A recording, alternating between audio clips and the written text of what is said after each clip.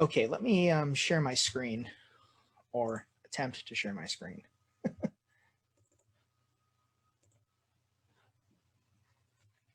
All right, people can see this. Yeah, okay. So this the title of this is The Hegelian Sublime Notes Toward a Critique of Infinite Judgment. The sublime occupies a rather curious place in Hegel's thought, and an even more curious place in Hegel's scholarship, especially with regard to his aesthetics.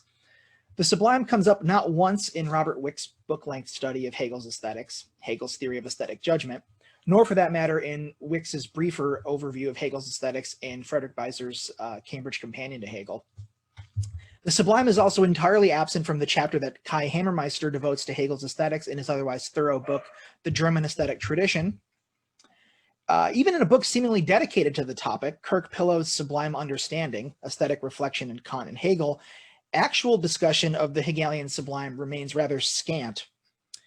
Though he sets out to, Pillow this is, to place greater emphasis on Hegel's theory of the sublime than previous commentators have, contending that it plays a more critical role in Hegel's aesthetic theory than Hegel himself indicates, he nonetheless ends up by and large towing the company line regarding Hegel's devaluation of the sublime to an inferior artistic phenomenon, if for no other reason than that for his Hegel, the sublime as an agent of decentered confusion poses a threat to the teleological unfolding of the aesthetic dialectic, according to which art, when it reaches its acme, or more infamously, its end, right? This is the controversial end of art thesis from the aesthetics.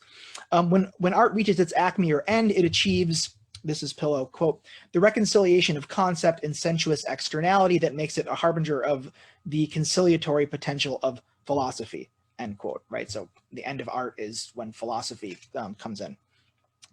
A reconciliation achieved only by the beautiful, which Hegel defines as the sensuous presentation of thematic unity in the idea. So following this logic, the sublime is a disruptive force whose threat must in the end be dialectically overcome by the organic wholeness of the beautiful. There is quite a bit in Hegel to support this understanding of the Hegelian sublime, and not merely in the aesthetics.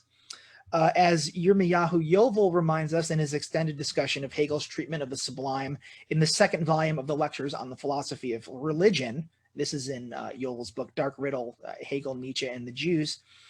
Hegel, in his treatment of the three forms of the religion of spiritual individuality, the Jewish religion of sublimity, the Greek religion of beauty, and the Roman religion of understanding, Hegel here places Judaic sublimity prior to Greek beauty, positing the latter as a higher stage in spiritual development than Judaism. What's most interesting about Yovel's discussion is that, contrary to Pillow's more traditional Hegel, he contends that such a sequencing is inconsistent with the logic of the dialectical process, according to which it's undoubtedly, he argues, the Jewish religion that should follow the Greek, not vice versa. And for Yovel, this is a result of Hegel's latent, or maybe not so latent, anti-Semitism, he argues. Taking up and building on Yovel's argument, Slavoj Žižek, in the final chapter of his Sublime Objective Ideology, contends that, quote, the very logic of the dialectical process compels us to conclude that sublimity should follow beauty because it is the point of its breakdown, of its mediation, of its self-referential negativity, end quote. In contradistinction to Pillow's Hegel, for whom sublimity precedes beauty as an aesthetic category that beauty must vanquish, Žižek's Hegel is that of tearing with the negative, the famous turn of phrase from the preface to the Phenomenology of Spirit. A Hegel of the encounter with what in the Jena lectures on Real Philosophie, he referred to as the night of the world, the empty nothing that constitutes the interior of human nature, yet which contains everything in its simplicity. These are Hegel's words. A Hegel of, and this is Žižek from his book on the Wagnerian Sublime, a Hegel of the abyss of radical negativity that lies at the very heart of the subject, an encounter with the uncanny in which transcendence is no longer external but thoroughly immanent, that of an internal otherworldliness. I like that turn of phrase. It is this understanding of the Hegelian sublime that I want to pursue and tease out a bit further in the brief time that I have here, eventually drawing on a literary, you'll see it's really paraliterary text to help me do so. But my gambit is that it's more productive to approach, this is hence the title of my talk, the Hegelian Sublime through the less through the lens of aesthetic judgment, though this is not to divorce it from the aesthetic, than the lens of infinite judgment. So to simplify things to the utmost, infinite judgments are judgments in which subject and predicate, A and B, are radically incompatible, but are made to be compatible. Key examples of which in Hegel's Oeuvre are the judgments: wealth is the self, the state is monarch, God is man, or God, right? And God is Christ, and perhaps most famously, spirit is a bone. Elaborating on this last example in his essay, The Phrenology of Spirit, which is a play on the fact that the claim spirit is a bone comes amidst a discussion of phrenology in the phenomenology. So the bone in question is actually the skull, the human skull.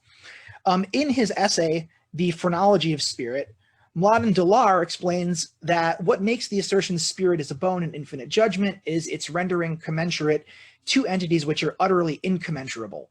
It's establishing of a relationship, a rapport, where no relation is possible, thereby positivizing an impossible relationship.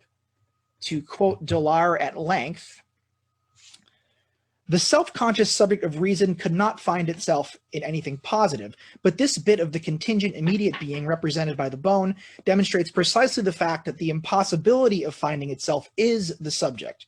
It is coextensive with it. If it could embody itself as something positive, it would cease to be a subject. It would turn into a lifeless thing. If the subject is just this impossibility of being anything positive, then the phrenological proposition, the spirit is a bone, is the positive demonstration of this impossibility. Observing reason does not have to continue its quest into infinity, finding again and again that this is not it, and that the subject is that negative force transcending all being. Negativity has found its limit, its positive embodiment, its formula, just as the mathematician can cease to repeat infinitely in operation when its formula has been found. The phrenological proposition, spirit is a bone, is just such a formula, end quote.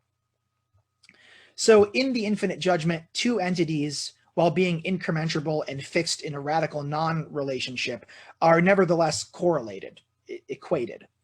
In the case of spirit is a bone, this equation means that, this is Dolar, the infinity of the spiritual dimension is a lifeless piece of materiality. Okay, so very quickly, before transitioning to my quasi-literary example, I just want to point out that I think spirit is a bone is Hegel's most important example of infinite judgment. I mean, there's nothing original in claiming that, but I would say, because if you look at the full passage, it actually reads, the being of spirit is a bone. And I think that this puts us on the right track for thinking the Hegelian sublime, insofar as Hegel, I would contend, for Hegel, the sublime is ultimately more an ontological problem than it is an epistemological problem, more a problem of being than it is of knowing. This is despite the famous absolute knowing, right? I think this is true of Hegel more generally, that he transposes many problems that in Kant are epistemological into the ontological, but I wanted to specifically note that I think he does this with the sublime through the concept of infinite judgment, which of course he also gets from Kant. Okay, so in the time that I have remaining, I want to very briefly turn to my paraliterary example, which is Hitchcock's Vertigo. And I know that I'm cheating a little bit here because this is a panel on Hegel and the literary, but in the portion of the book on Hegel and Vertigo from which this is, I'm drawing upon here, I begin by looking at the novel that Vertigo is based on, this novel by Boileau and Narcejac, Dans le Mort, the English title of which is The Living and the Dead, not a literal translation, right, which would be From Among the Dead. Although the most recent edition, the one that I've been using, is they just give up and call it Vertigo. Okay, I'm going to assume that more people are familiar with the film than the novel, so that's what I'm going to reference here. But the novel, although it's not very good aesthetically speaking, is actually important to look at, I think, because to go back to the distinction between the epistemological and the ontological, in the novel, the problem of the so-called unknown woman is explicitly cast, as an epistemological problem, as a problem of knowledge, whereas I think one of the many geniuses of Hitchcock's film, whether he intended it or not, is that it casts the problem, almost certainly not, that it casts the problem of the unknown woman as an ontological one, as one of being. So the unknown woman in Vertigo is, of course, Madeline Elster, the beautiful and mysterious woman whom retired police detective Scotty Ferguson's old college friend Gavin Elster has hired the commonplace Judy Barton to play in order to solicit Scotty's unwitting help in murdering his real wife and making it look like a suicide, right? This is Elster luring Scotty in, and this is Judy Barton, right? So Scotty is obviously played by Jimmy Stewart, and Madeline / Judy is played by Kim Novak. As we learned about 2/3 of the way through the film, in the novel, the revelation actually doesn't come to like the last five or six pages.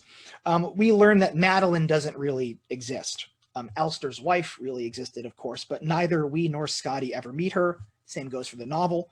All we ever see of her is her corpse after she's already been killed and pushed off the tower. There's a physical resemblance between the two Madelines. I mean, Judy dresses like Elster's wife.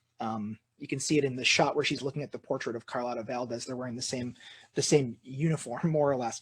But there's no evidence that Scotty's Madeline, the Madeline that Judy plays, a beautiful, aloof, melancholic woman driven to madness and suicide as a result of being possessed by her tragic great-grandmother, Carlotta Valdez.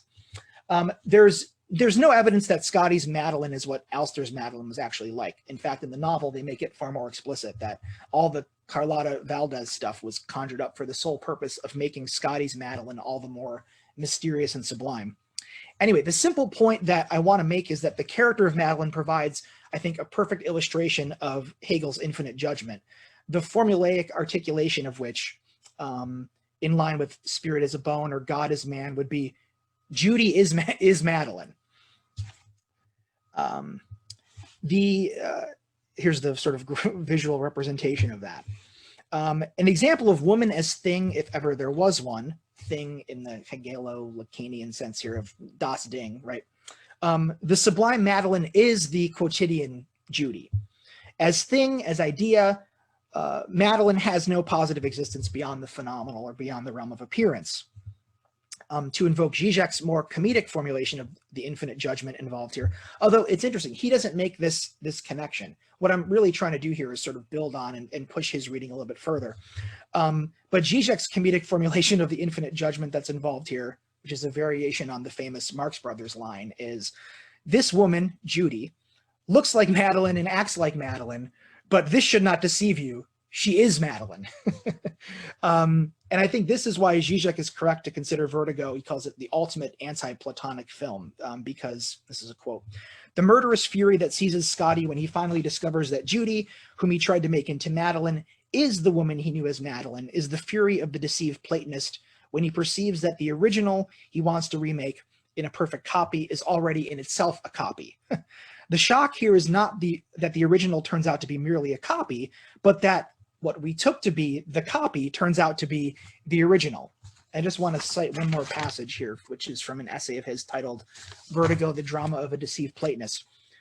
When Plato dismisses art as the copy of a copy, when he introduces three ontological levels, ideas, their material copies, and then the copies of these copies, what gets lost is that the idea can only emerge in the distance that separates our ordinary material reality, second level, from its copy. This is basically the point that of Zizek's that Andrew was citing was talking about in his discussion of the Sublime with Wordsworth. When we copy a material object, what we effectively copy, what our copy refers to, is neither this particular object itself, but its idea. In this precise sense, the idea is the appearance, as Hegel and Lacan put it. The idea is something that appears when reality, the first level copy imitation of the idea, is itself copied. It is that which is in the copy more than the original itself.